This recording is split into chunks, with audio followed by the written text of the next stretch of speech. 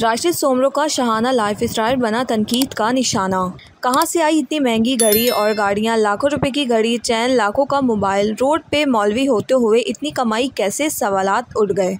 8 करोड़ की गाड़ी, 4 लाख की घड़ी और महंगा फ़ोन लेने पे नाकदीन रहनुमा राशिद सोमरो पर सवालात उठा दिए। जो तुम रहनुमा राशिद सोमरो मलिक पर मैं अपनी दबंग शख्सियत की वजह से मकबूल है और वो एक अहम सियासी और मजहबी रहनुमा है।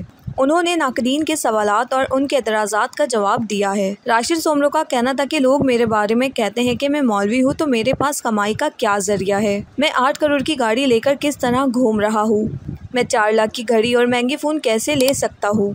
मेरे पास पैसे किधर से आए और मैं अरबपति कैसे हूँ। राशिद सोमरो ने कहा कि जो लोग कह रहे हैं कि मैं अरबपति हूँ, तो ऐसा हरगिज़ नहीं है।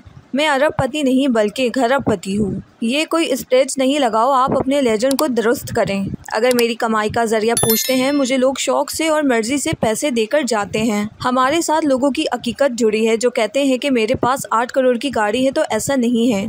मेरे पास 8 नहीं बल्कि 16 करोड़ की गाड़ी है और मेरी घड़ी भी 4 लाख की नहीं बल्कि 1 लाख की है। बिल्कुल ऐसे ही मेरे पास महंगा फ़ोन भी है, लेकिन ये मैंने खुद नहीं ख़रीदा बल्कि ये सब लोगों का दिया हुआ है। मेरे पास तो अपना घर भी नहीं है, मैं लोगों के घरों में रहता हूँ। अगर आपको मेरे पैसों से मसला है तो आप भी मौलवी बन जाएं।